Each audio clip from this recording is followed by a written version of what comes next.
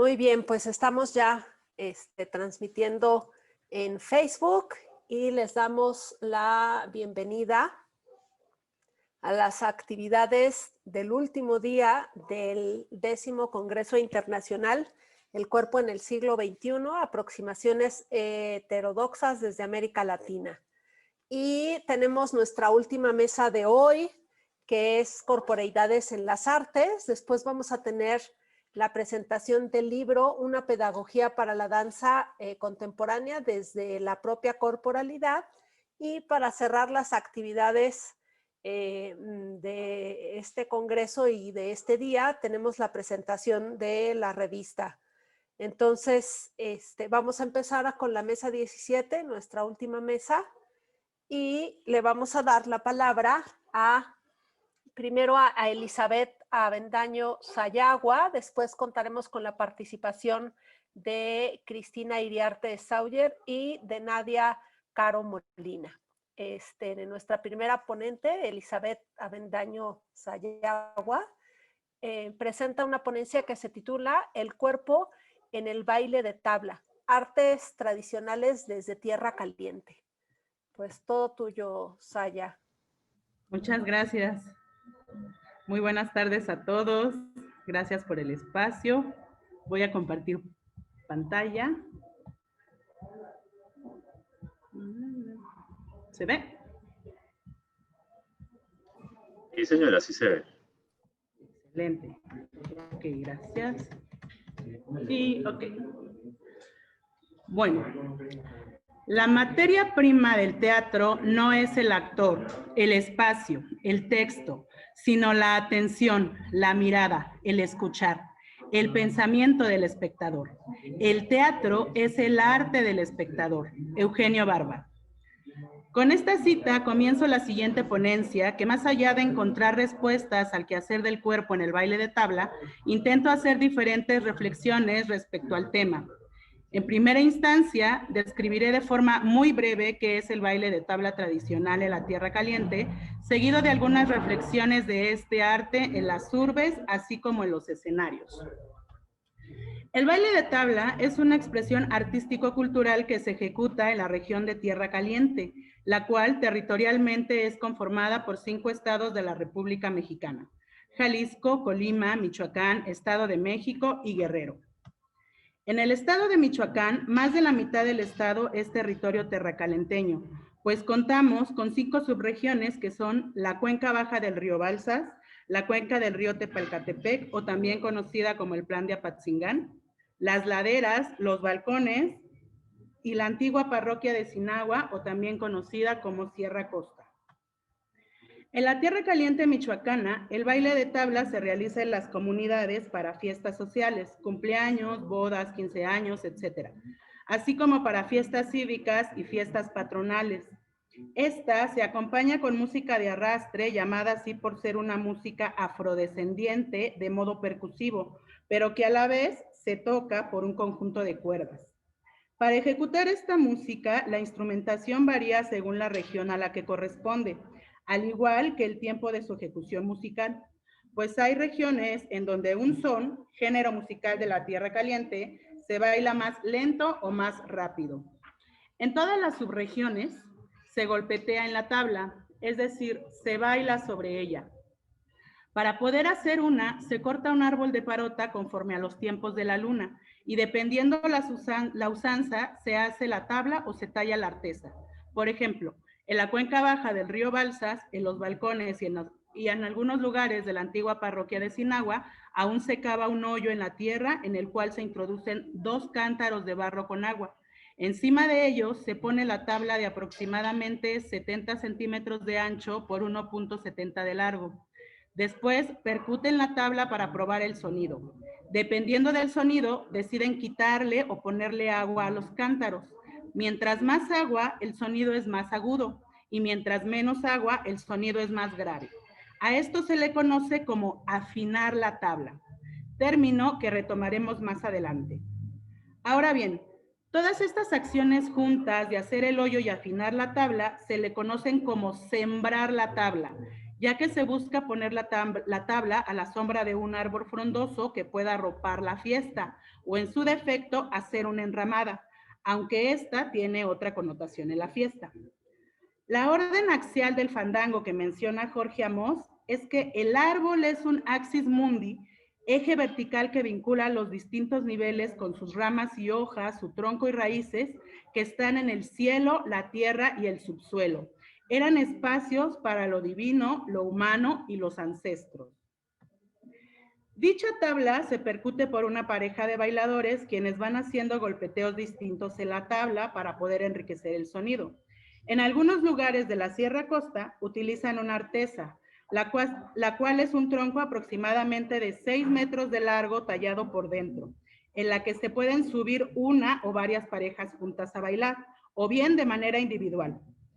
En la región de las laderas utilizan 2 tablas juntas y el baile se realiza mediante relevos, es decir, no necesariamente se suben en parejas, incluso pueden bajarse de modo individual, mientras la persona con la que baila sigue el golpeteo esperando a que la persona sea relevada.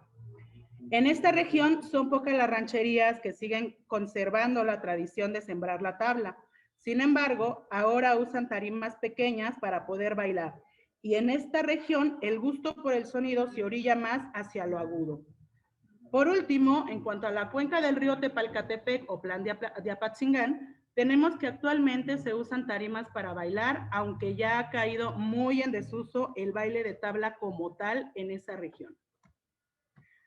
En el artículo Los Tempos del Son de David Durán, se muestra cómo cada región tiene un tiempo diferente para ejecutar el baile de tabla.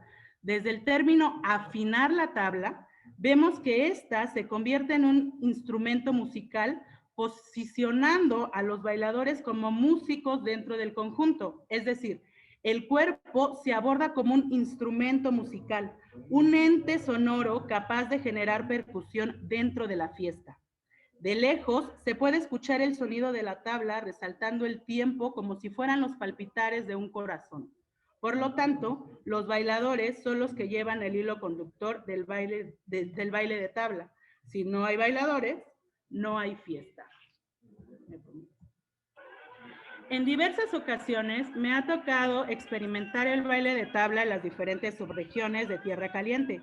Y pude observar que es una fiesta donde se dan ciertos códigos y normas para poderse llevar a cabo. Y en ocasiones son tan sutiles que a primera instancia pueden pasar como desapercibidos, tales como entrar y salir de la tabla, pedir la tabla, escuchar y modular el zapateado cuando avientan verso, no hacer descanso ya que eso no existe, sobar la tabla, identificar cuando la tamborita hace aros o cueros para saber cuándo entra o sale alguien de la tabla, escuchar lo que hace el tamboreador para saber dónde sí o no se puede redoblar, modular el sonido cuando los violines adornan el son, invitar o no a alguien a bailar, en qué momento se puede introducir uno como aprendiz de músico tradicional para echar mano a los del compromiso y en qué momento no. En fin, solo por nombrar algunos, ya que también se encuentran otras normas de convivencia alrededor de este mismo acontecimiento, y dichas normas ayudan a que el baile de tabla se pueda dar en todo su esplendor. Visto de este modo, el baile de tabla es un acto performático, ya que como lo menciona Diana Taylor, performance no es solo el acto vanguardista efímero, sino un acto de transferencia que permite que la identidad y la memoria colectiva se transmita a través de ceremonias compartidas o comportamientos reiterados. Esto lo encontramos en la vivencia misma de la fiesta, en la experiencia estética entre el sonido, el baile y el uso del cuerpo en interacción con todos los factores que generan la convivencia en el baile de tabla. Pues mientras unos tocan, otros bailan, otros escuchan, otros ven, platican, toman mezcal. Las cocineras se ponen al tanto de los últimos acontecimientos en otros lugares. Toman cerveza, comen, platican. Suceden miles de cosas juntas en diferentes planetas alrededor de un centro llamado tabla. Y de este modo se complementa toda la galaxia. Como dice Ana Sarina Palafox, colectiviza y genera un flujo de comunicación biunívoca alrededor de algo superior a todos. Es un espacio sagrado de aprendizaje social. Con el paso de los años, esta tradición se ha ido reformando en sus diferentes regiones. Y varios rituales han caído en desuso o poco se hace de ellos. Algunos ejemplos serían los nixtamales en las bodas, arreglar el tálamo y el baile de las cocineras. Esto también ha ocurrido con el baile de tabla en los bailadores y o las personas del gusto, pues la modernidad y la tecnología han orillado a nuevos géneros musicales como la banda, que canta narcocorridos, el reggaetón, la cumbia y otros géneros que son del nuevo gusto terracalenteño.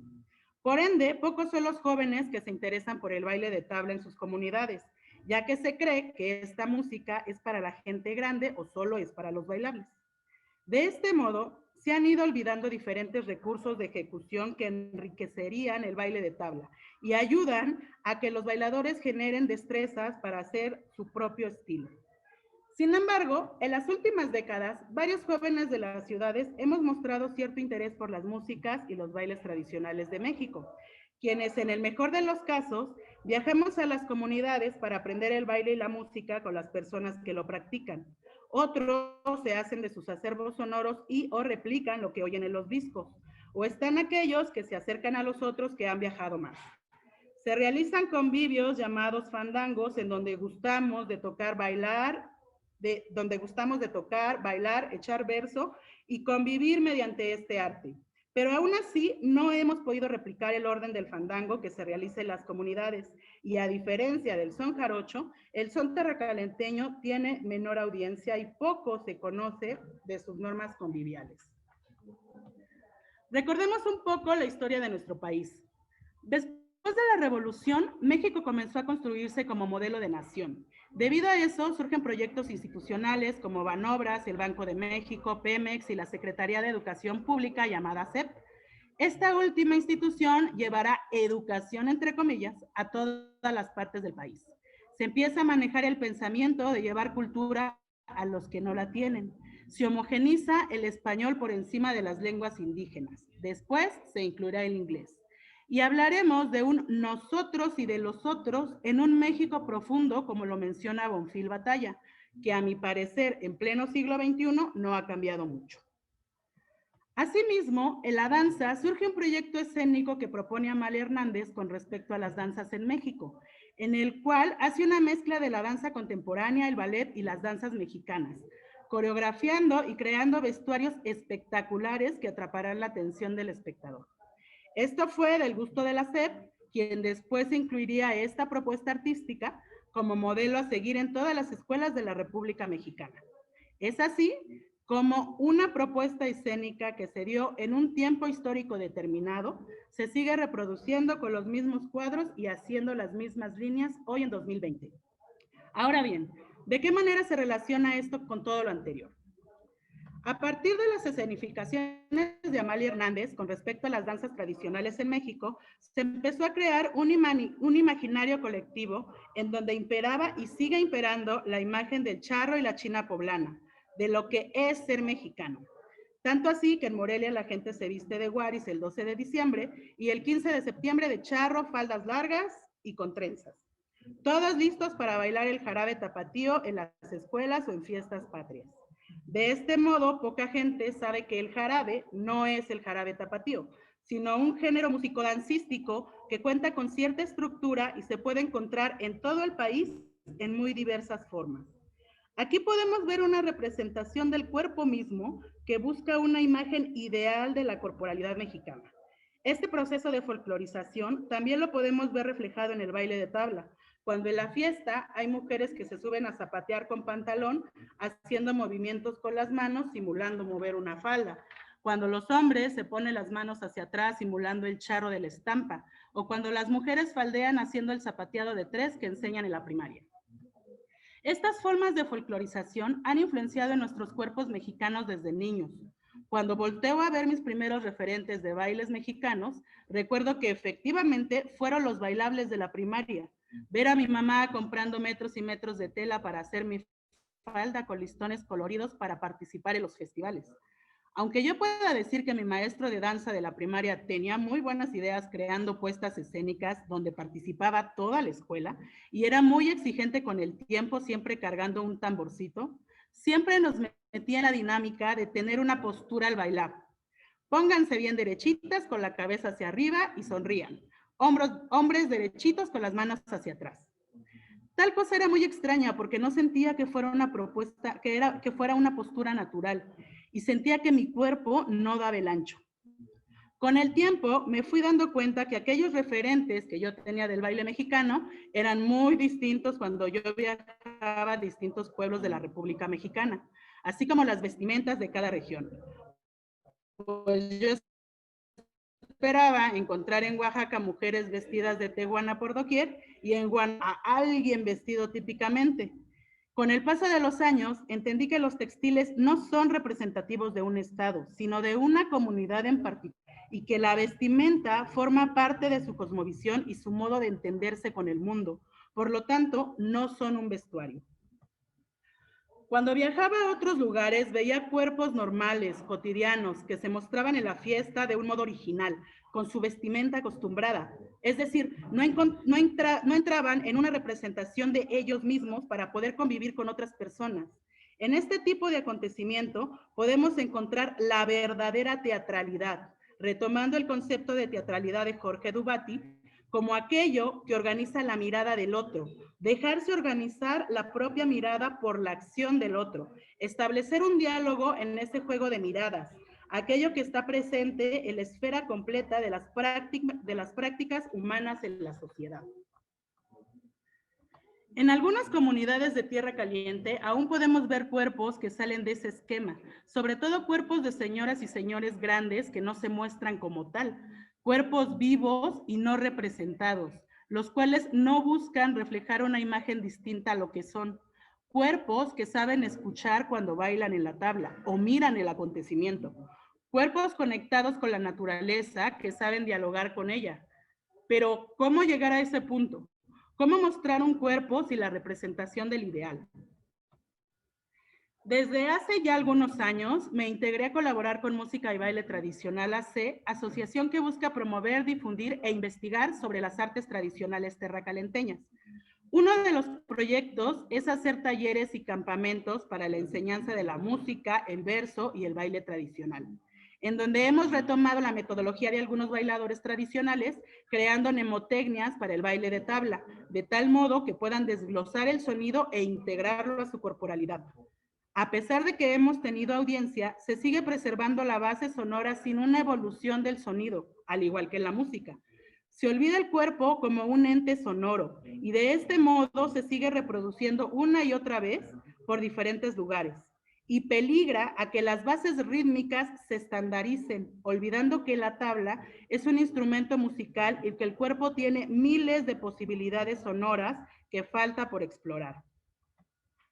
Es importante reflexionar entre el baile de tabla en su contexto, así como el baile de tabla en la escena, ya que son dos sucesos completamente distintos.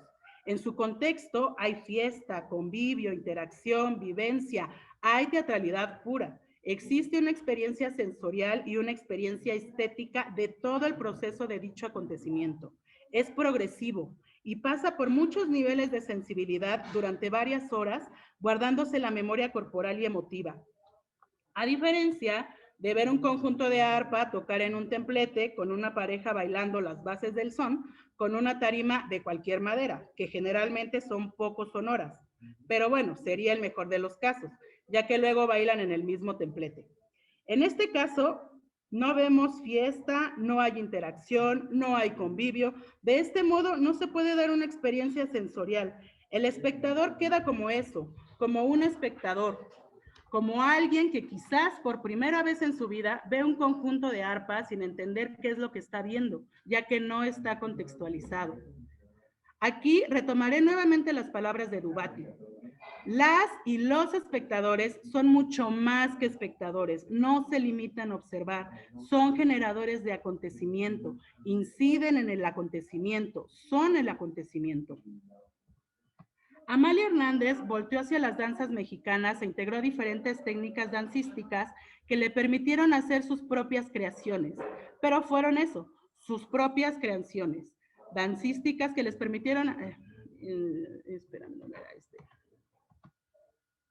bueno ya. Pero fueron eso, sus propias creaciones escénicas. Y muchos me dirán, pero gracias a ella mucha gente conoce las danzas de México porque no tiene dinero para viajar.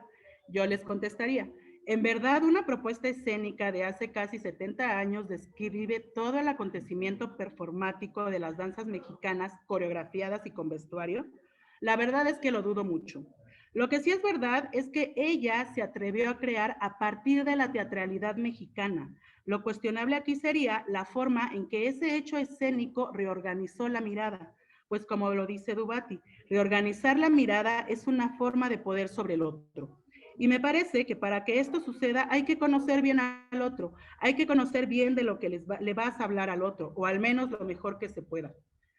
Considero que aún nos falta mucho por aprender de la teatralidad mexicana, de explorarle las diferentes artes, mirar hacia nuestros contextos cercanos y reflexionar cómo somos influenciados por ellos o viceversa, cómo influenciamos en ellos, ya que somos una mezcla de cultura que se junta en un mismo territorio, de voltear a ver la historia propia de nuestros cuerpos y saber a dónde pertenecemos por nacimiento y a dónde por elección propia.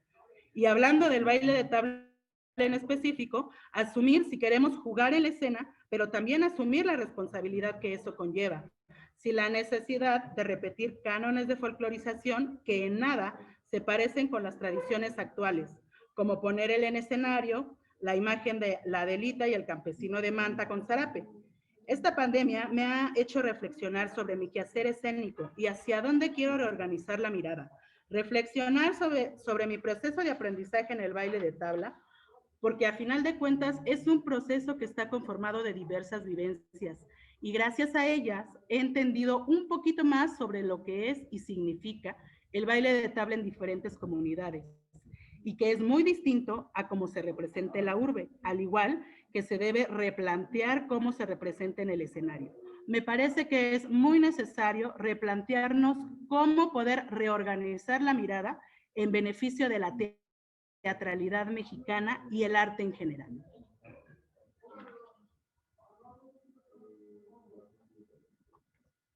Gracias.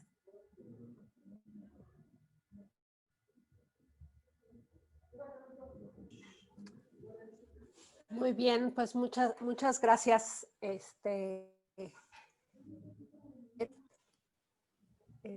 por tu presentación. Y ahora vamos a darle la palabra a Cristina Iriarte Sauer, quien nos va a presentar su ponencia titulada Una máscara turística ante el arte y sus culturas juveniles. Adelante, Cristina. Hola, gracias Ale. Déjenme pongo mi presentación.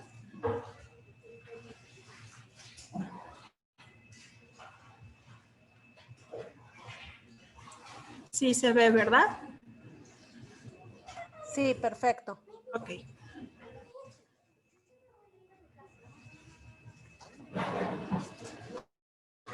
Bueno, nada más como un pequeño preámbulo, me gustaría decir que esto que escribí fue gracias a un seminario de sociología con el doctor Nicolás Rey, el cual pues fue justamente antes de empezar la pandemia. Por tal motivo estoy contextualizándome en la situación previa a la pandemia.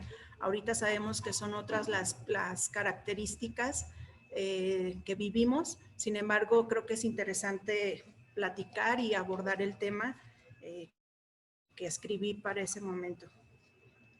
El título, Una máscara turística ante el arte y sus culturas juveniles.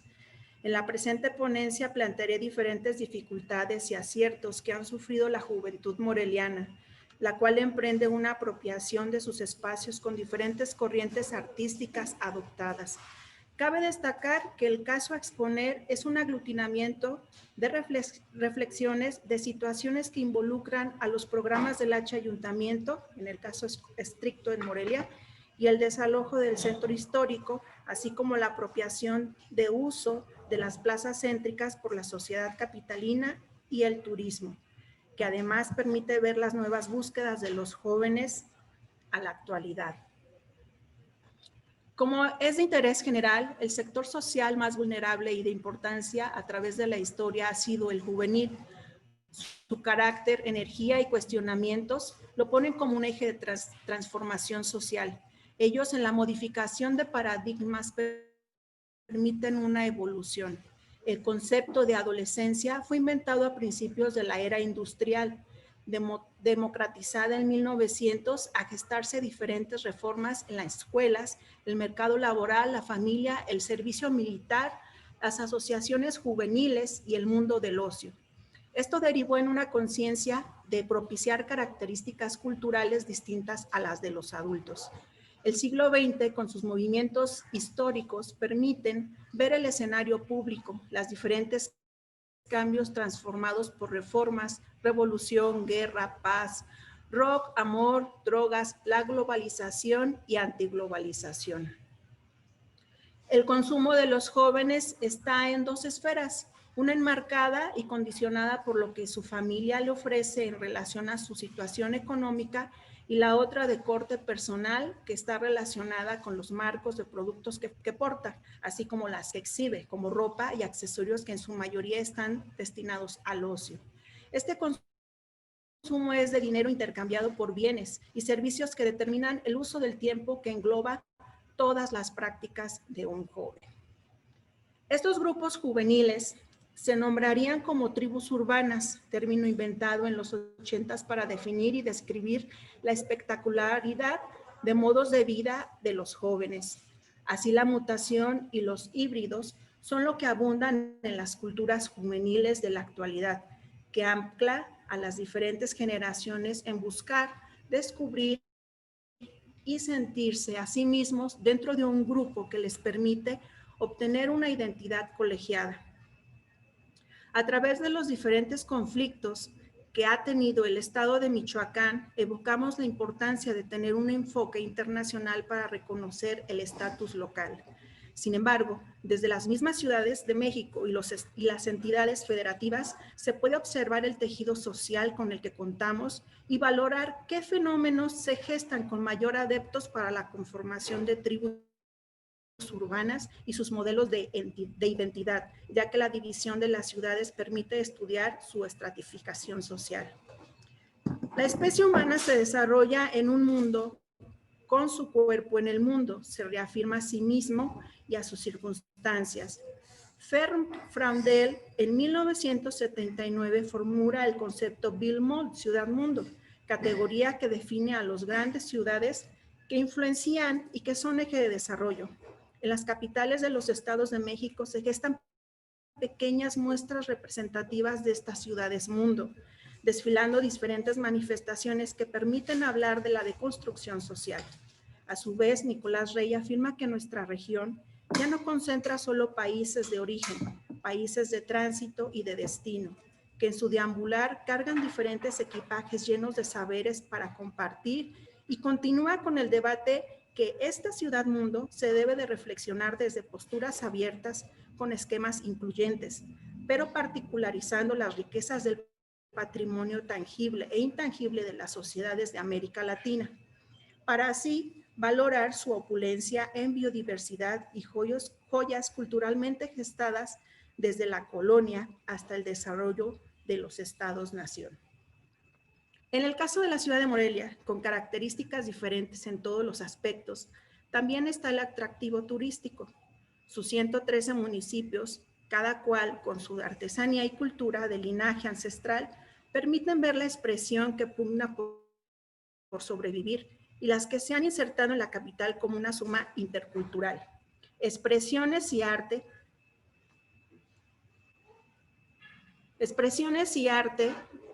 la hacen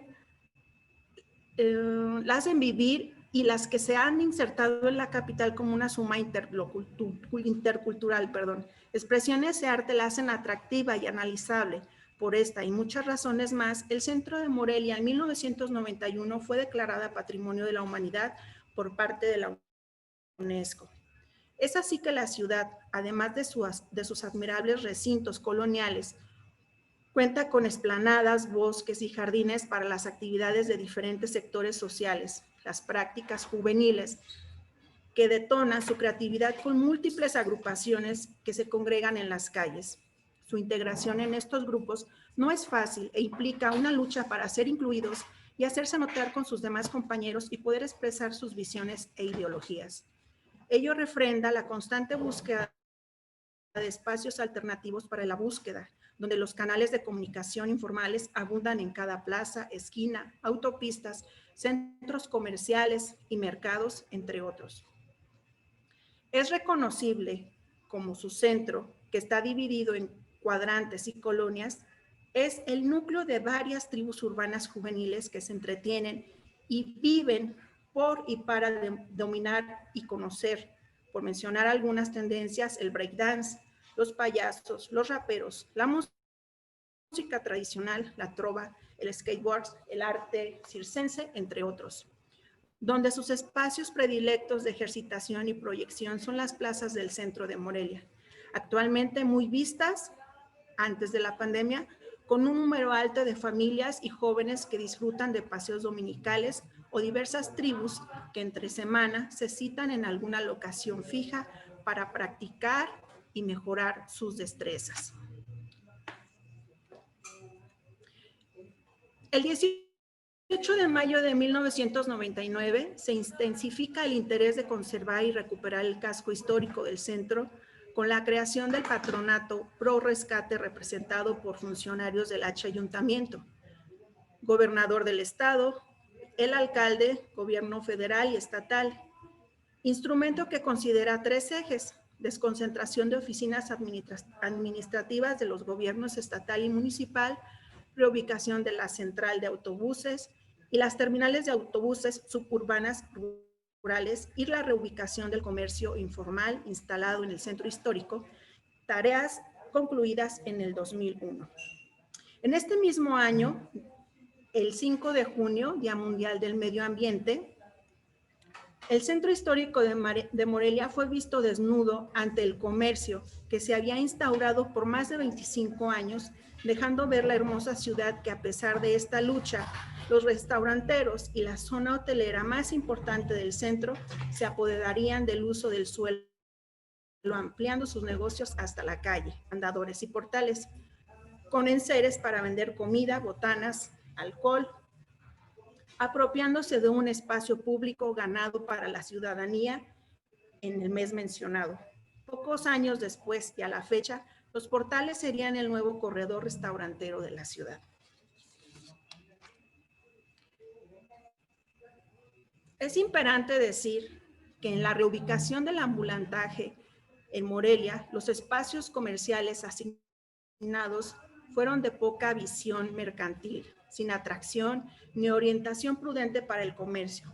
Es así que el gobierno dejó a muchas familias sin trabajo, siendo a la fecha centros comerciales fantasmas, orillando a este sector social a emprender nuevas iniciativas laborales que les permitiera subsistir ante este despojo.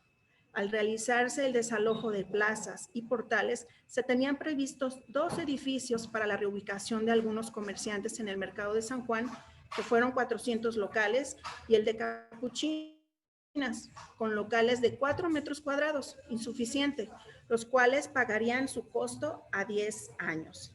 Infraestructura nula para la cantidad de locales registrados. Se estima que las unidades comerciales superaban el 1,5 millar. El plan maestro documenta 1,500, mientras que en una investigación universitaria calculó 2,000.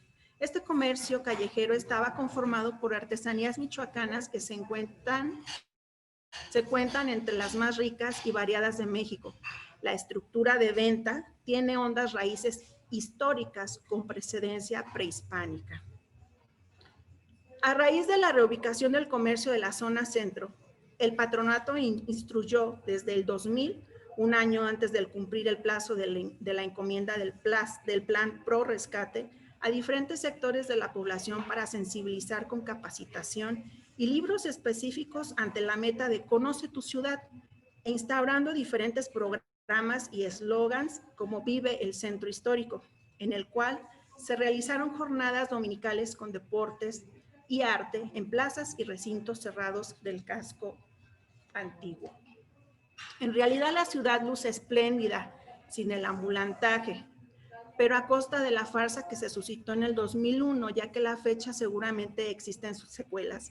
El caso de las plazas del centro histórico se ha convertido, además de un espacio de recreación, punto de encuentro para la exhibición de diferentes prácticas sociales, muestra de la inclusión social y cultural que gesta por muchos años en la ciudad, reconocida por su amplia trayectoria en las artes y su interculturalidad y populismo.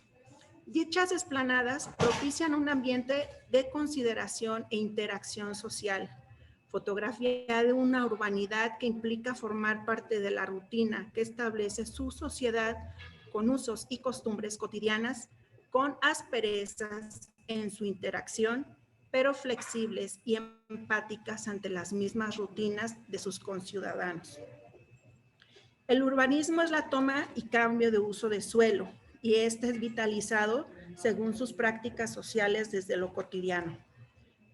En la Plaza Héroes del 47, de la cual tengo bastante cercanía, y su andador, en Bartolomé de las Casas, se congregan en sus bancas jóvenes raperos que hacen sus simulaciones de batallas informales, practicantes de parkour, que vuelan por encima de las canteras, arbustos, escalinatas y la fuente. En distintos horarios se escuchan los ensayos de grupos de son jarocho y música de tierra caliente de Michoacán, que ayudados del aire permiten el sonido viajar hasta varias cuadras antes de arribar el jardín. En el andador vemos otro grupo como son los skateboards. Ya cayendo la tarde, de un lado se puede admirar a chicos y chicas que hacen sus malabares circenses, que a su vez les proporcionan un empleo informal en los diversos cruceros de la ciudad. Otro grupo son los practicantes y gustosos de la capoeira, que dan una mágica panóptica del fenómeno social de tan solo un jardín de esta ciudad. Y por último, los más recientes y novedosos son los maestros de danza contemporánea, que tras las indistintas huelgas de la Universidad Michoacana, por falta de salones de ensayo o simple deseo de disfrutar de una práctica al aire libre, se dan cita para hacer sus clases o entrenamientos. Es una realidad que el conocimiento de estas corrientes mencionadas nos ha llegado a las capitales de diferentes formas de la globalización, con la importación, exportación e incluso a base de trueque de conocimientos. Me refiero al deambular del saber en un ir y venir de saberes, en un intercambio interminable. Al analizarlo, descubrimos similitudes y confluencias entre la libertad lúdica que permite su misma instauración. Por otro lado, hay influencias compartidas. Contamos con el breakdance, el parkour, la capoeira y la danza contemporánea recientemente practicada en las calles para la enseñanza, que se apoyan de la gimnasia, así como la gimnasia artística del ballet clásico y otras. Las técnicas puras, en mi criterio, ya no existen. Podemos ver tendencias demarcadas por formas muy claras de expresión del uso mayoritario o minoritario del cuerpo, la voz o el discurso confrontador, retador y emancipador de problemáticas. El uso de las plazas públicas cumple su función, el esparcimiento y la interacción ciudadana. Aún así, las especialidades de cada tribu exigen y demandan infraestructura para apoyar y canalizar sus inquietudes. Cabe destacar que una ha sabido persistir ante la eminente discriminación social y han podido generar ideas para proyectar sus deseos y palpar sus alcances. Todo arte expresa. Estas tribus lo hacen sin lugar a duda y cumplen un rol fundamental para la sociedad, consumo de masas y mercado de productos juveniles. Sus corporalidades y lenguajes son herramientas que versan en otra estética con abundancia de oposiciones expresivas y posibilidades múltiples, poco comprensibles para la clase élite y la sociedad de doble moral que abunda en Morelia. Los jóvenes que han hecho de la calle su aula predilecta son entre ellos sus propios maestros, aprenden a la usanza antigua a través de videos y mezclan sus habilidades compartiendo entre los menos expertos. Se permiten tener un toque personalizado, único y genuino. Es decir, no hay estándares a perseguir, sino de dominar una habilidad, un tipo de lenguaje. El asalto a esta plaza Héroes del 47, con el trabajo del laboratorio de grupos de danza, no solo las reconocidas a la actualidad como las nombradas danzas urbanas, sino también las de toque académico, como es el contemporáneo, con maestros universitarios e independientes como lo son Israel Chavira, Rocío Luna, Israel Gracia, Natalia Reza y su servidora, que indistintamente han usado las plazas o espacios públicos para gestar laboratorios de movimiento o pequeñas clínicas con sus discípulos o colectivos. Son un referente para entender que las pedagogías para el arte están mutando. Israel Chavira, y director del colectivo Bailarines Invitados, sugiere que trabajar en la calle no es una alternativa de arribar el recinto arquitectónico, que es necesaria hacer la práctica artística en el contexto urbano, ya que la calle brinda matices y sorpresas que nunca vas a conocer estando en un salón de danza. Además, su proximidad contextual se vuelve un nutriente para el artista, se convierte interactiva y la experiencia se interioriza. La percepción espacial estimula y otorga proyectar la mirada a lejanías insospechadas como el cielo y el horizonte atravesados por personas y edificios, incluso situaciones de relación espontáneas entre sujetos, las cuales se integran a la búsqueda creativa, experiencias que tampoco se tienen en un aula. Otro aspecto relevante es el cuidado del cuerpo, destreza adquirida al manejar la dureza de la cantera, que cuando estás en un foro o salón de clases, la memoria muscular ya cuenta con ese cuidado y resuelve aspectos técnicos físicos de maneras diferentes. Este usar de las calles resulta ser una herramienta estratégica de constancia disciplinar, ya que en caso de tomas o huelgas, los maestros de danza contemporánea no esperan a que las aulas de la universidad retomen actividades para reanudarlas. Usan este pretexto de no tener salón para realizar prácticas reforzantes y diversas que refrescan la vitalidad de sus cuerpos, generando experiencias nuevas para nutrir el interior imaginario y sensitivo de ellos mismos y sus colegas.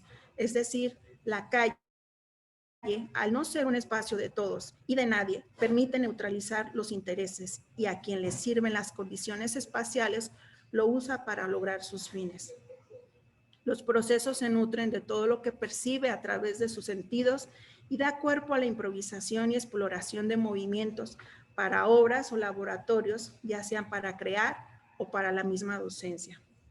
Cabe destacar que la actividad en la calle en México es parte del devenir del terremoto del 85, contando con diversos festivales callejeros con réplicas en diferentes estados de la República, algunos a la actualidad de novedosa creación. Quizá con las nuevas directrices que nos ofrece el terremoto del 85 en México, permitió para muchos artistas borrar las fronteras espaciales y dar cuenta que la danza contemporánea se puede practicar, enseñar y mostrar en cualquier espacio. Esto supera las limitaciones y paradigmas artísticos. Las condiciones físicas espaciales son un reto para los artistas puristas, reto que asumen algunos creativos que han podido utilizar a favor para nutrir sus creaciones o experiencias corporales de un toque urbano. Así, las actividades artísticas, sus actores y resultados son una constante transformación de realidades.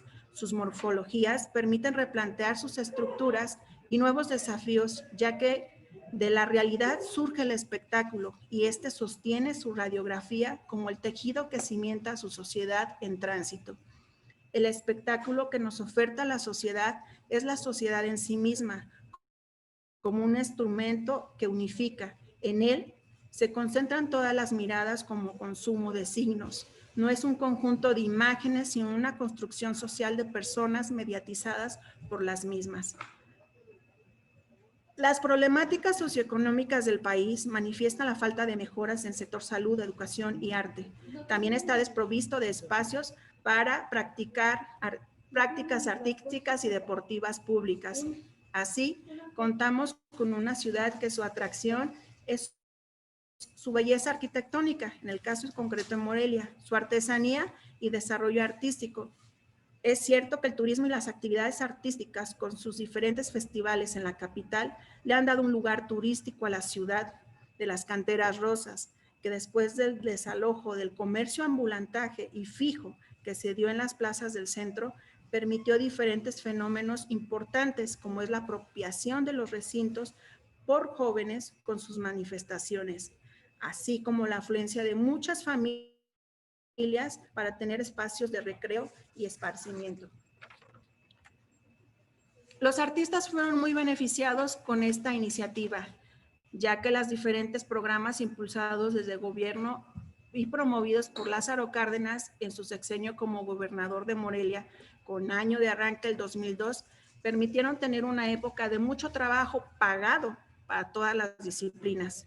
Sin embargo, este arribo de las plazas por el arte y la sociedad no se ha analizado desde la perspectiva de impacto económico para los artesanos, ya que quitó el empleo a muchas familias, espacios laborales erradicados y suplementados en centros comerciales de baja calidad y atracción turística, que a la fecha siguen fantasmas con nula afluencia.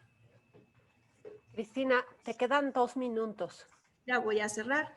Este intercambio de riquezas despojó a familias artesanas que promovían sus productos y patrimonio cultural, pero se proliferó el arte y el turismo local. Sería interesante hacer una nueva estadística para ver el impacto de la reubicación de estos comerciantes y a su vez colocar los programas de gobierno que de alguna manera lo que hicieron fue poner emergentes templetes dominicales para eventos artísticos con la finalidad de mantener las plazas en uso y justificar el levantamiento de los tinglados.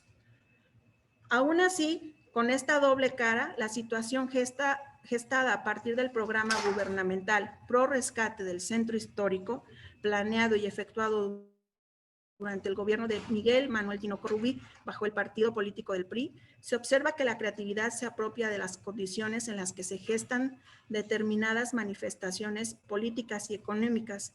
En sus calles, salas, plazas, aulas, patios, vemos a su espejo deformado e impregnado de códigos expresivos, fungiendo como llave maestra que nutrirá el acervo interior de toda sociedad, del artista, el actuante o de sus tribus. Gracias. Muchas gracias, Cristina,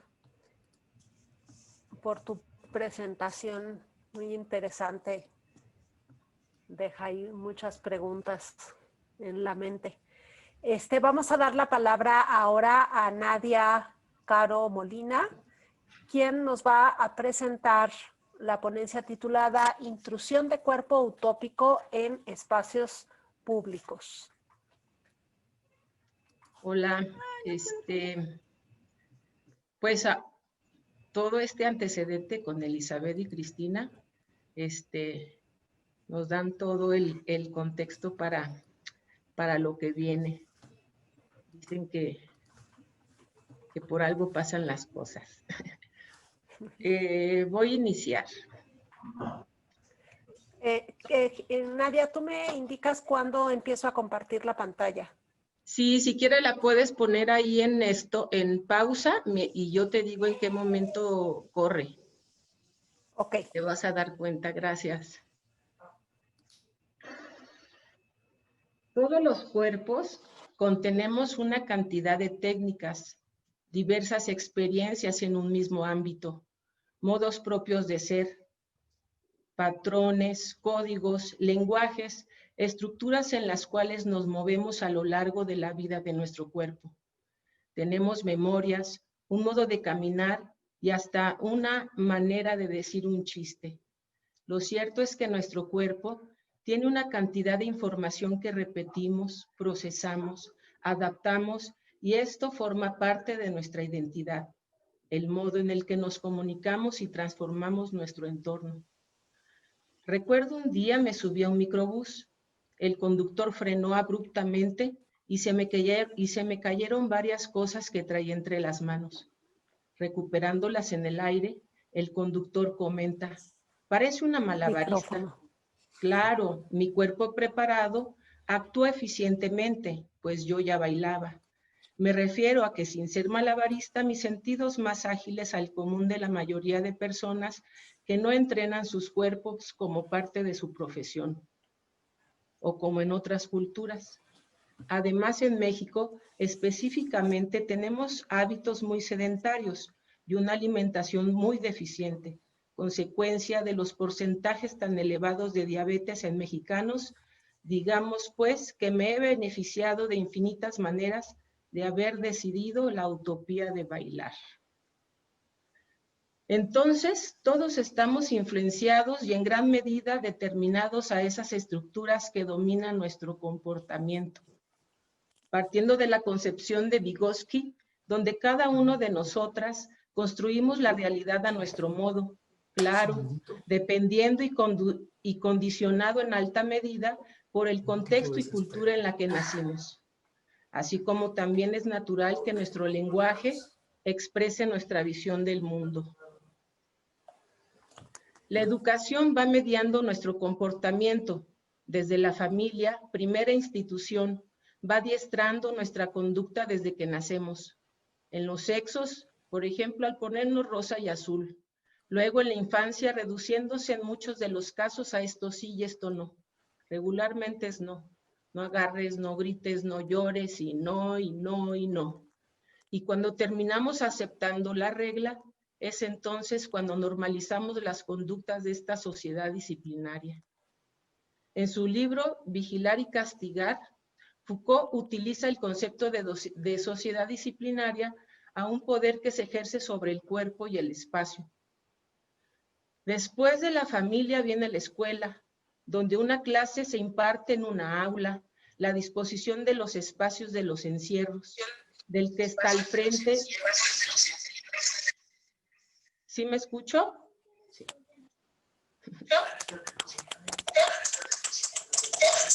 Donde una... Es que yo oigo mucho ruido. ¿No?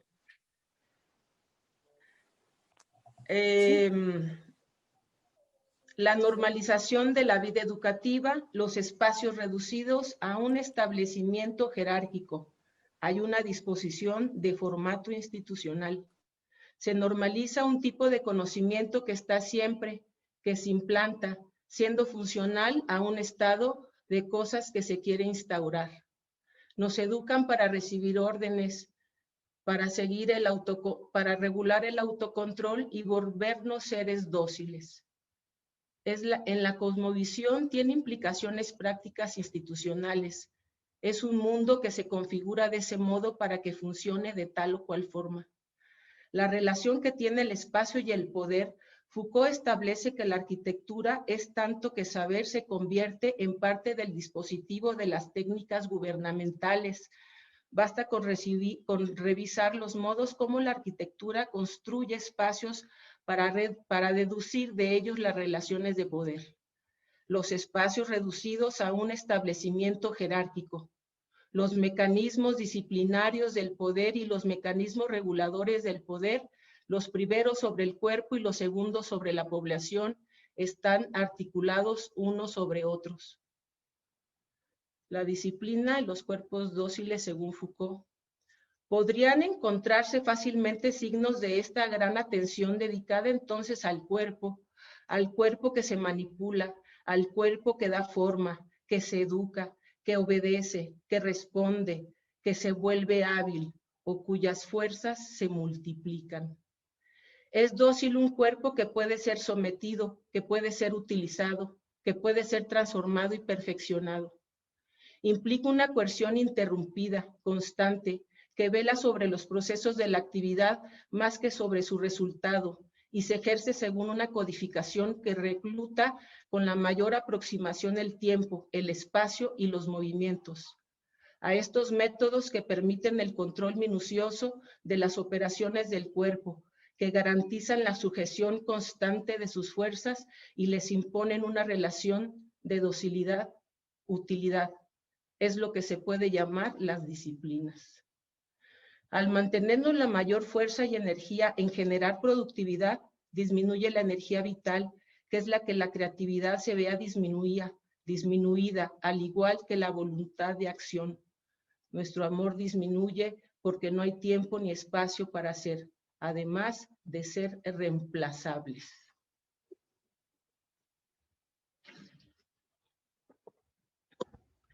La disciplina procede ante todo a la distribución de los individuos en el espacio.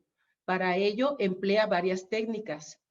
La disciplina exige a veces la clausura, la especificación de un lugar heterogéneo a todos los demás y cerrado sobre sí mismo, lugar protegido de la monotonía disciplinaria, los colegios, los cuarteles, los internados, las fábricas, casi todo lo que nos compone.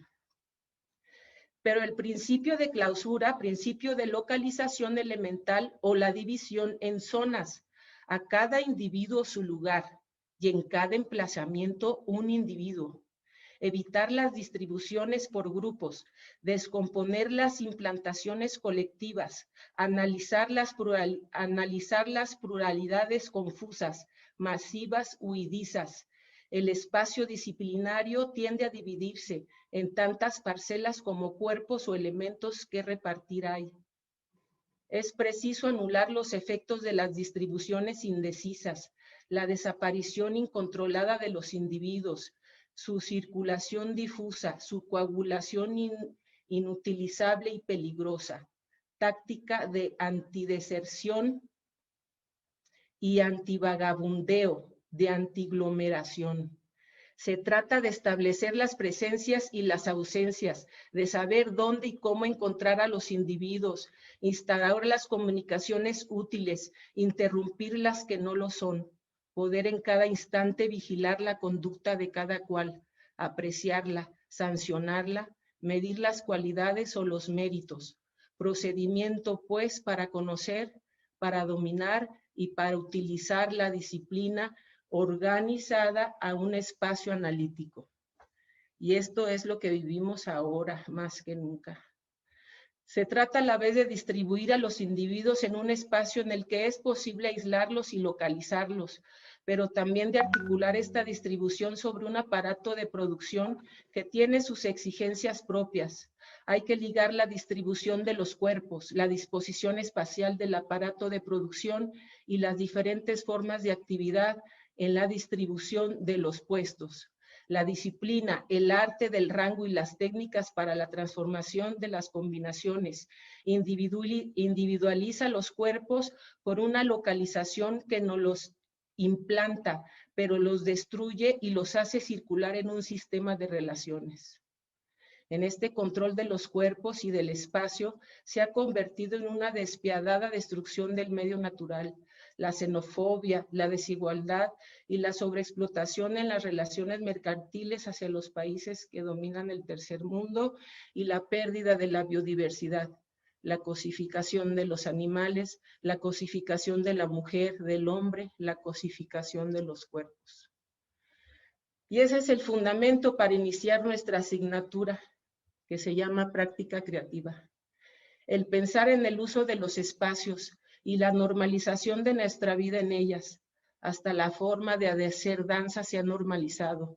Si estos estilos o técnicas que están a la vanguardia, que se vuelve una marca registrada, una cosa que se puede vender y pasar de mano a mano, pagando, claro, las certificaciones. Habría que plantear el dilema, prender la duda, la respuesta, crear la chispa para que la creatividad aflorara en el equipo de clase. El tema era investigar sobre los espacios y eligieron el espacio público. El arte urbano no solo se sitúa en el espacio público, sino que actúa y se vincula al contexto de la ciudad. En las manifestaciones artísticas, la ciudad es la herramienta de trabajo. Y me agarro ahorita lo que dijo Liz de Duval, el espectador es el acontecimiento mismo. En el espacio público podemos observar los grandes actores utópicos cuando se trata de máscaras, de maquillaje y de los tatuajes. A estas refiere Foucault a operaciones mediante las cuales el cuerpo es arrancado de su espacio propio y proyectado a un espacio. Entonces la vestimenta, los uniformes, los detalles en el cuerpo, el peinado, todo hace florecer siendo el sello de cada cuerpo utópico. A partir de los textos sobre el cuerpo utópico Heterotopías de Michel Foucault, es como este proyecto cobra vida, pues se trata de la intrusión espacial y de acciones en cafés de Morelia en espacios públicos, espacios invadidos por empresas privadas, intrusiones creativas realizadas en base a una estructura de obra abierta y bajo el método de creación colectiva. Y ahora sí, maestra, le puede poner play. Ese es el primer experimento que hicimos. Si quieres bajito para... Cuando he sido partícipe de sentarme y disfrutar de alguno de los cafés en espacios públicos, me ha parecido la mayor de las heterotopías. Cuando Foucault habla de las heterotopías, se refiere a los espacios soñados, encantados, espacios diferentes. Son los espacios vivido e interpretado, fruto de la necesidad, la afectividad y la imaginación de los humanos. En este sentido, las mesas con manteles, adornos, sillas, meseros atendiendo, sirviendo bebidas y alimentos, en muchos de los casos de gran gourmet y altos costos para el bolsillo de la mayoría. Todo esto en medio del jardín, del portal o plaza de la ciudad.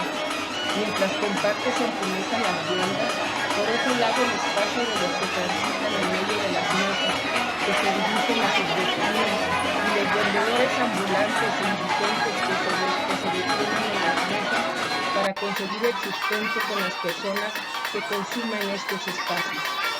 Por lo general, la heterotopía tiene como regla juxtaponer en un lugar real varios espacios que normalmente serían o deberían ser incompatibles.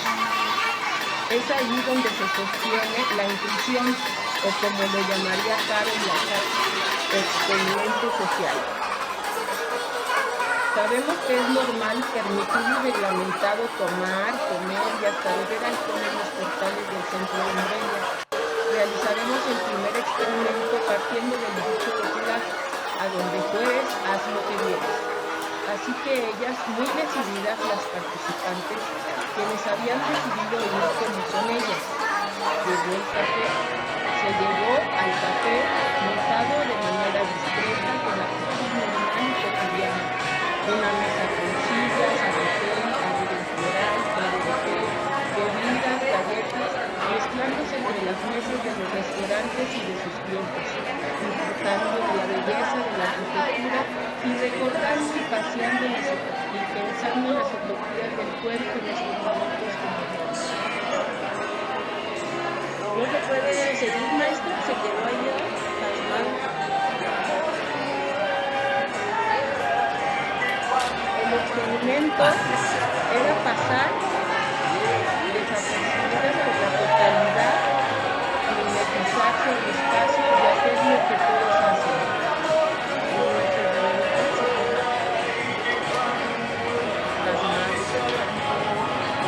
Pues según yo lo estoy viendo y está corriendo, pero tal vez mi internet no es suficientemente bueno y no se puede repetir.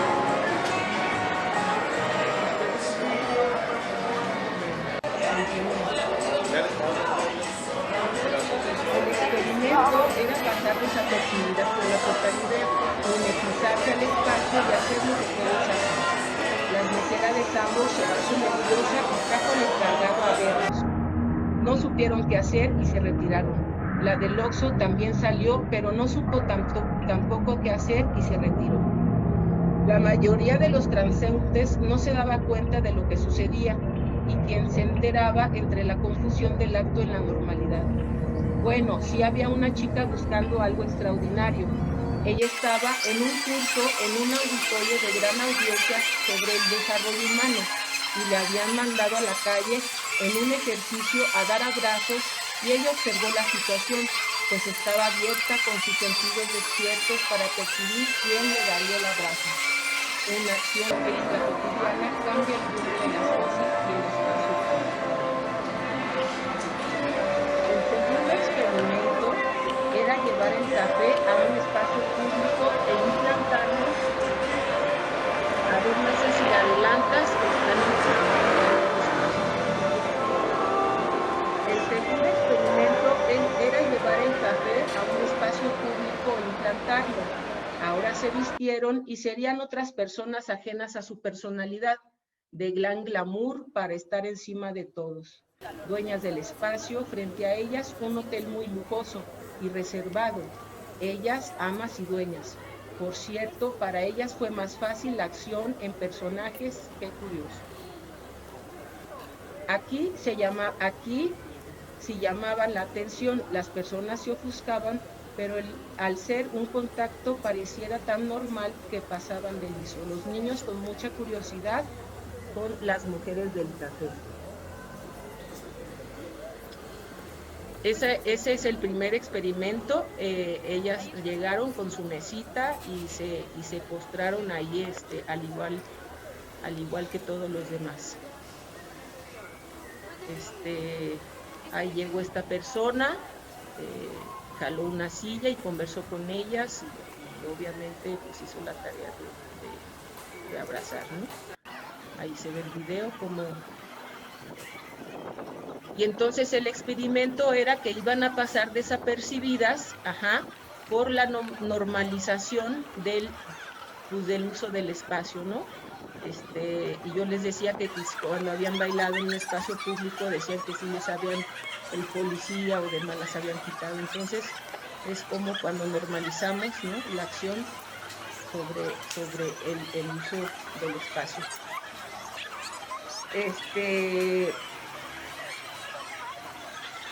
El siguiente experimento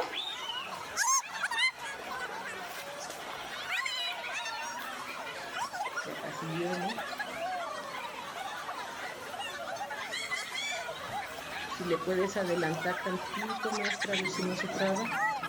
Bueno, el siguiente experimento era sacar el café y llevarlo a un lugar donde no existe pues la situación, ¿no?, del café. Entonces lo llevamos a una calzada muy hermosa y se instauraron ahí. El tercer experimento, bueno, mientras se sigue corriendo, el tercer experimento es cuando se lleva el fin de curso y entonces pues nos solicitan el espacio que se había conseguido, era un auditorio, el auditorio de la Facultad de Arquitectura que está allá al ladito de Bellas Artes, y pues dijimos, oye, es absurdo presentar lo del café en una representación aquí, ¿no? Y pues dijimos, pero entonces, ¿cómo vamos a utilizar el espacio si el espacio es el estudio? Entonces decidimos utilizar el espacio del espacio de conferencias para hacer la representación de los cafés. Entonces,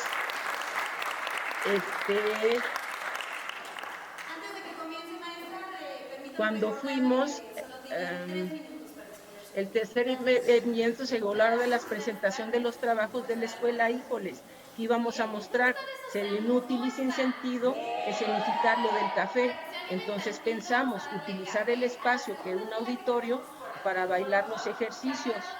Entonces, pues, lo que decidimos era tomar el espacio y hacer visible su uso, la jerarquía de quien dispone el espacio al frente, como un dios o como una diosa que dice la verdad, y todas las implicaciones del espacio que implican, ¿no?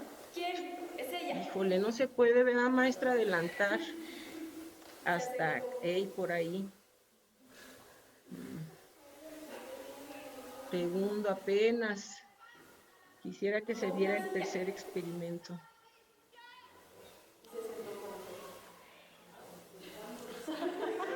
Este es el segundo, ¿no? Cuando la intrusión se va a un espacio que no es el café. Y la tercera, a ver si se viera, maestra, un poco más adelante. Es que estoy ya a los últimos segundos, Nadia. Creo que no estás viendo lo mismo que yo. No, ¿verdad? Estamos viendo apenas ahorita. Parece que el lío de la transmisión, es la transmisión, Alejo. mejor dicho, la transmisión desde tu internet. Yo creo que sí, ¿verdad? Y yo lo hice con el sentido de que fuera más ágil. Bueno, imaginémonos. El tercer experimento, efectivamente, hicimos la situación de hacer la exposición en una conferencia. Entonces, trabajaron los personajes que se disponen en una conferencia, y en este sentido, con aumentar, ¿no? A los personajes o lo que se dispone en el espacio de una conferencia, entonces pues se disfrazaron, ¿no?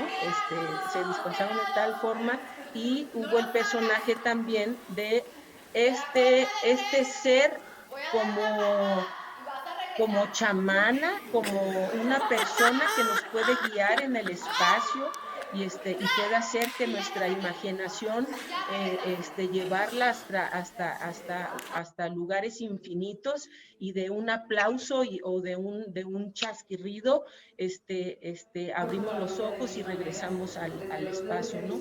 Entonces es como jugar con lo que decía Lisbeth, por ejemplo, con este estado de Amalia, ¿no? Cómo quitas de un lugar, su esencia, su naturalidad, y lo impones, ¿no? Y lo impones en otro lugar para que sea, visto desde otro lugar, ¿no? Y entonces, toma otra resignificación, y toma otro entorno y otra naturaleza del sentido inicial. Entonces, estas grandes conferencias, ¿no? En donde el cuerpo es movido, ¿no? Por estas energías, y pagan infinidad de dinero para cambiar y ser más felices y prósperos en la vida. Entonces, me parece que jugamos con la disposición de los espacios. Y bueno, voy a concluir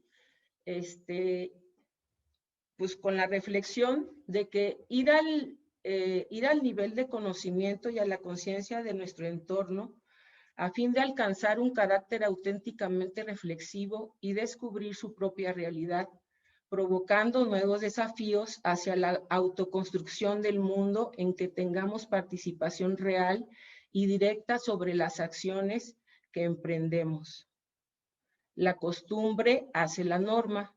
Entonces, hagamos costumbre hacer arte como parte de lo cotidiano. Y pues termino mi participación. Muy bien, pues muchas gracias, Nadia, por tu presentación. Lástima que no lo pudimos ver, pero si nos das permiso, Nadia, podemos colgar el video en Facebook después cuando se acabe, para que quien quiera pueda verlo después. Claro que sí, gracias. Y bueno, pues muchas gracias a nuestras tres ponentes que, bueno, sí, se engancharon una con la otra, con la danza en Michoacán, la calle, digo, cada una tiene su particular tema, pero había como una continuidad muy interesante entre ustedes. Entonces, pues vamos a dar paso a las preguntas. Tenemos a nuestras tres ponentes, Saya, que nos habló más la danza tradicional de Tierra Caliente, Cristina, que bueno, se metió en toda esta reflexión sobre el turismo, cultural, digamos, y también después entró a analizar esta digamos, presencia de distintas manifestaciones de la danza en espacios públicos. Y bueno, Cristina tiene el privilegio de trabajar en una de las plazas más bellas de Morelia, en la cual además hay mucho movimiento, es muy interesante porque tiene una mirada pues de muchos años de vivir esa plaza, ¿no? Y bueno, esta apropiación de los espacios que nos cuenta Nadia, que pues es nómada, ¿no? No está situada en un solo lugar, sino que transita y resignifica los distintos espacios, con una acción que no necesariamente pertenece al sitio, ¿no? En el que se realiza. Entonces, pues, Fer, te doy la palabra para las preguntas y comentarios. Listo, hagámosle pues. Voy a iniciar con un comentario que creo que está más dirigido hacia Elizabeth.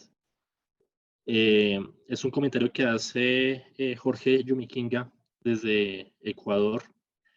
Y, pues bueno, primero las felicita a todas, ¿no? Entonces dice, excelentes maestras.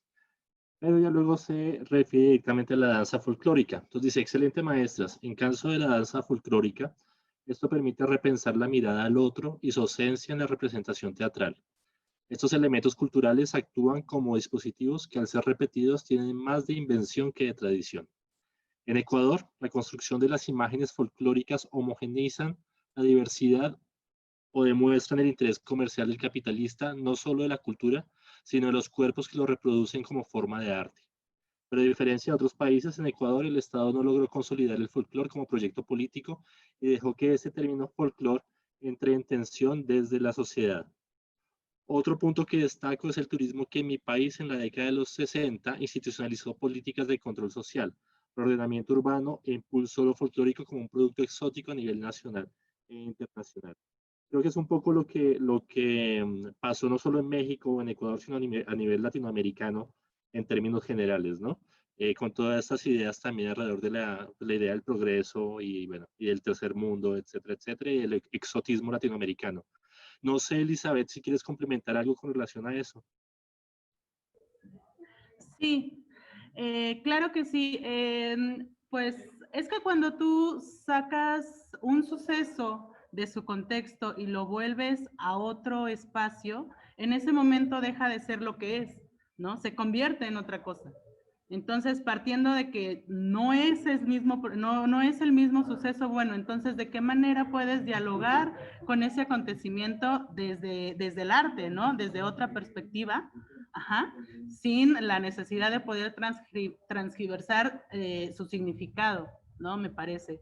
Y me parece también que, pues sí, necesitamos voltear a ver la teatralidad mexicana para poder pues crear tal vez o poder tener otros procesos de creación que nos puedan permitir pues explorar lo que queremos decir mediante el arte, ¿no? En ese sentido. Ahora bien, Carusa Pacheco pregunta que cómo podemos transformar la mirada del espectador.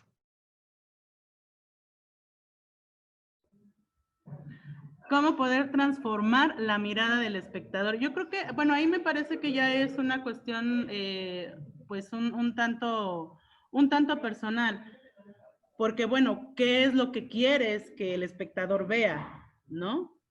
Partiendo de eso, bueno, entonces, ¿qué herramientas necesitas para que eso lo pueda ver el espectador desde como tú lo ves, ¿no? O sea, me parece que son procesos que tienen que desarrollarse con el paso del tiempo, porque no es nada más, bueno, voy a probar y si no me salió dejo de hacerlo, ¿no? Sino, no, es todo un proceso en el que uno va haciendo distintas pruebas a modo de que tú digas, bueno, pues como que aquí ya más o menos se entiende la idea, ¿no?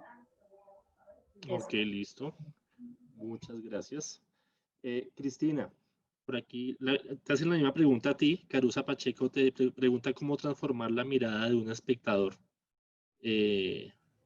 No sé tú qué puedes hablarnos desde el espacio público ahí, cómo lo transformamos. Y más en esta, y pues ya aterrizándolo, tú que hablabas acerca de que la ponencia era prepandémica, ¿cómo lo ves ahora también, ¿no? Ya en la época de pandemia, ¿cómo podemos responder a esa transformación de la mirada del espectador y a los nuevos mecanismos de inserción de las performatividades en el espacio público? Pues creo que la mirada está así como la pedagogía, como las nuevas tecnologías aplicadas a diferentes necesidades para expresarnos, está en una transformación. Incluso la misma pandemia nos está orillando a ver diferente y a ver desde ángulos distintos. La mirada, yo creo que así como muchas cosas, se educa, se enseña, se educa, se enseña, se aprende, y parte del saber observar depende de la especialidad que tú vayas adquiriendo, también desde lo que tú vayas percibiendo y como una especie de receptáculo, ¿no? ¿Qué es lo que sí quieres ver? Es como discernir y separar aspectos. En el espacio público es muy amplia la mirada.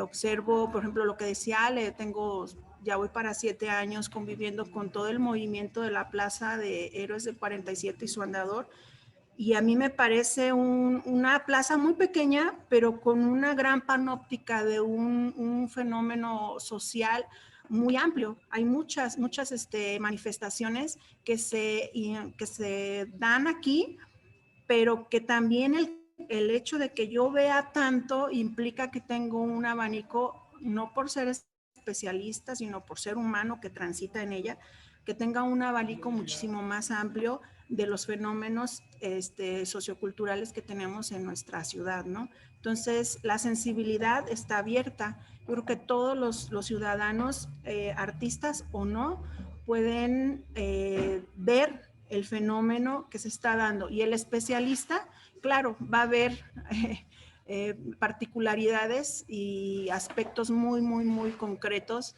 de esta gran panóptica que tenemos en lugares muy, muy pequeños. No sé si te apoyé en contestar. Sí, más o menos. Creo que le contestaste a una persona que estaba comentando también en Facebook, que era más o menos también correlacionada al tema del espacio público y la pandemia, lo que estabas hablando un poco como de las nuevas miradas y los nuevos medios. Rocío Luna, Fernando, antes, dime. ¿podría comentar sobre la misma pregunta? Antes de... Pues claro que sí, aprovechemos claro que sí, Nadia.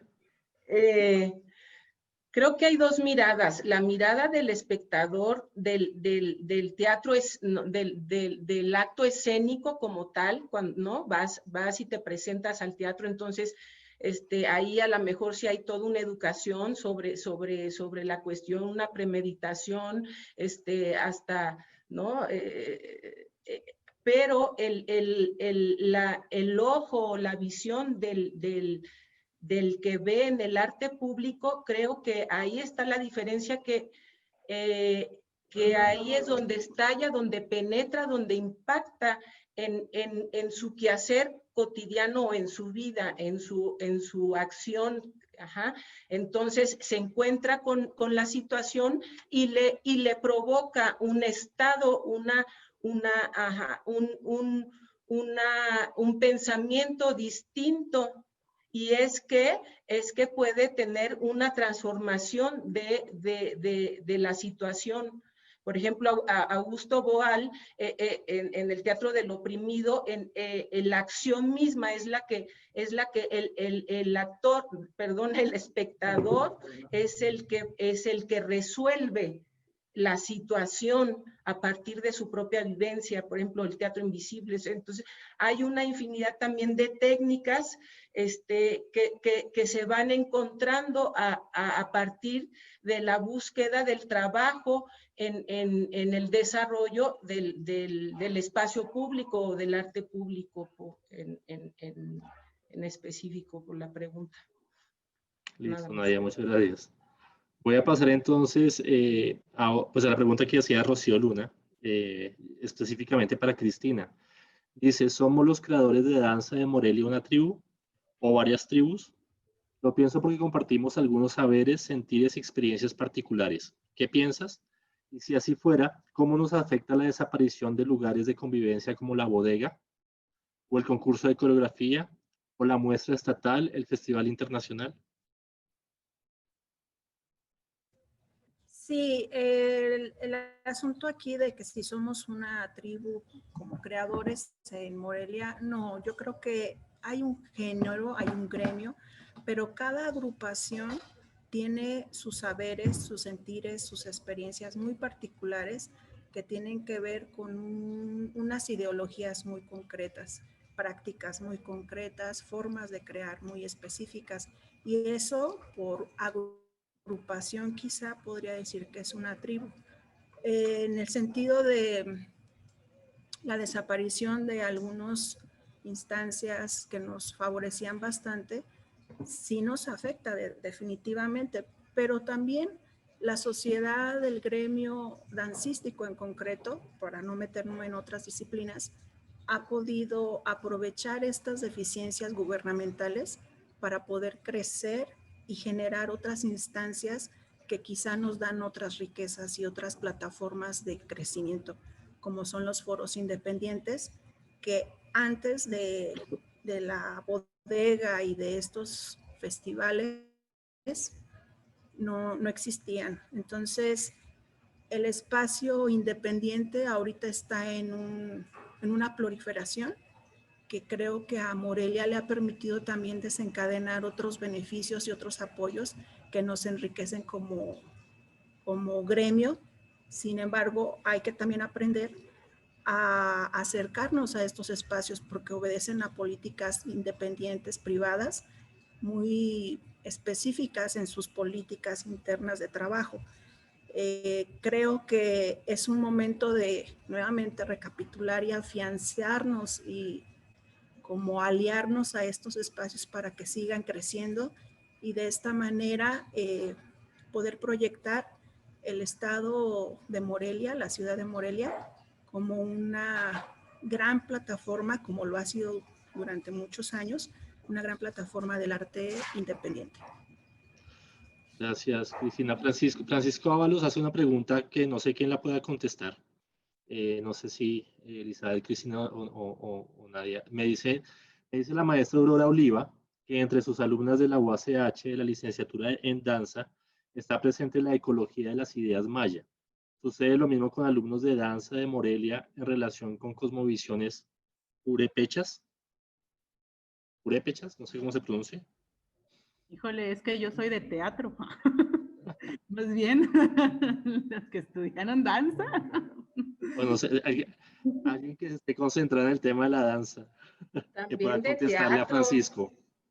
Ay, yo podría decir que, bueno, Alejandra, y Alejandra podría hablar más sobre el tema, pero sí, Alejandra es una de ellas, ¿no? Pues sí, y ahorita, por ejemplo, me acordé ahorita de esta Fide, que está haciendo toda su tesis sobre una danza de su tierra ya de Oaxaca, que precisamente nada más lo bailan, si es Oaxaca, ¿verdad, maestra? Que nada más lo bailan los hombres, entonces es toda una investigación que hace sobre esa danza de su tierra, en donde pues ella se pregunta, ¿no? ¿Por qué únicamente los hombres? Y no sé si vaya a ser todo una reconfiguración de la danza para que también la bailen las mujeres. Hasta ahí me quedé. Pero sí suceden estas investigaciones sobre puntos muy determinados de nuestra cultura.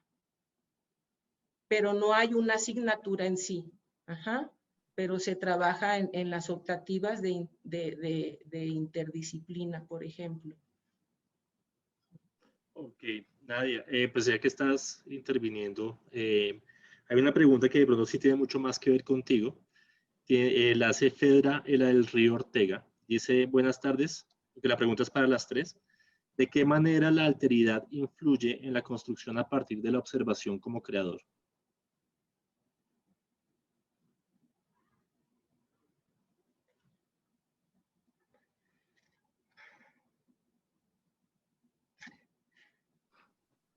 A ver, maestras, y que la alteridad pase.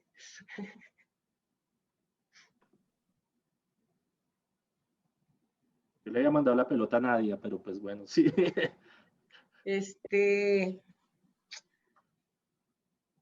Me repite la pregunta. ¿En qué influye la alteridad? ¿De qué manera la alteridad influye en la construcción a partir de la observación como creador? Me imagino que Federer lo hace desde la construcción relacional con el otro, ¿no? Me imagino, o sea, cuando les Pues creo que reconoces en el otro, sí, como... podría ser la primer semilla o ese encuentro en donde se empieza a tejer lo demás, ¿no? O sea, el poder observar al otro o la otra, permite esa reflexión y el momento de poder tener un enlace, un teje, una relación para la creación. No sé. Elizabeth. Sí, concuerdo mucho con Nadia. Me parece que es mucho esta cuestión de la observación, de la observación para poder conocer, ¿no?, al otro y cómo se relaciona el otro. Por ejemplo, en particular, en mi caso, pues a partir de que yo he ido a diversos lugares de la Tierra Caliente, empecé a cuestionarme cuando, aparte de esto, bueno, toco en un grupo de música de Tierra Caliente. Entonces, a partir de observar a las comunidades, es que te pones a cuestionar, bueno, ¿y por qué entonces disfrazarse para poder estar en un escenario si a final de cuentas eso no representa absolutamente nada, ¿no? O sea, ¿por qué vestirse con una falda de florecitas y una blusa con holanes y hacer soniditos de oh, simulando estar todos felices? Pero eso es una representación que a final de cuentas no tiene nada que ver con el contexto, ¿no? O sea, sale totalmente de donde viene eso. Entonces, en ese sentido es, bueno, a partir de esa observación es que he intentado buscar diferentes formas, acercarme a diversas artes para poder tomar mano y agarrar y ver del teatro, de las artes plásticas, de la música, de otro tipo, de la tecnología, ¿no? De otro tipo de artes que puedan ayudar a generar un discurso, ¿no? Porque a partir de eso, a final de cuentas, el escenario te da la posibilidad de generar un discurso, ¿no? Entonces, ¿qué tipo de discurso es el que tú quieres mostrar a las personas que lo ven? Y si quieres que solamente las personas que lo vean sean solamente espectadores, o quieres que se involucren en ese discurso, ¿no? Me parece que iría por ahí. No sé si Cristina, ¿quieres complementar algo? Sí. Pensando desde lo que estoy exponiendo, porque me preparé para ello, quisiera decir que la alteridad aquí lo voy como llevando a esta interacción quizá inconsciente de los distintos sujetos que tienen cada uno su interés por una disciplina, pero que al entrar en un mismo espacio, en una plaza muy pequeña, insisto, de alguna manera se contagian entre sus saberes y, por ejemplo, ya dentro de mi espacio del centro que tengo aquí, vemos que de repente los chicos de rap están haciendo su topada como si fuera una topada a la limón del son jarocho. Entonces es muy interesante ver cómo se va integrando. Por ejemplo, me inquieta a mí pensar que estos nuevos sucesos de la danza contemporánea en el andador con el maestro Israel Chavira también están introyectando cosas interesantes para los otros fenómenos sociales que tenemos en el mismo espacio, que convergen, que comparten, desde la mirada, desde la alteridad, desde la inquietud de ver. Por ejemplo, yo me sitúo y digo, imagínate que está bailando este bailarín espectacular que tenemos como Israel y que de repente salta el de parkour y que de repente está el del son y que de repente vemos a los de la capoeira claro que todo este núcleo, estas tribus que se están manifestando en esta misma plaza y casi al simultáneo en tiempos, tienen una introyección de sus saberes, ¿no? Y esto es lo rico, es una gran panóptica que nos refleja que, como lo decía en la misma ponencia, que estamos mutando, que estamos transformando los saberes y que estos saberes se contagian y se integran y se desintegran y se desfasan, pero al final de cuentas dan resultados. Quizá ahorita son experimentos vivenciales, pero en un futuro habrá respuestas, estoy segura. Bueno, Cristina, muchas gracias. También muchas gracias a Elizabeth y a Nadia por las ponencias, las respuestas, los comentarios y por todos los aportes que han hecho para nosotros la noche de hoy. Vamos a...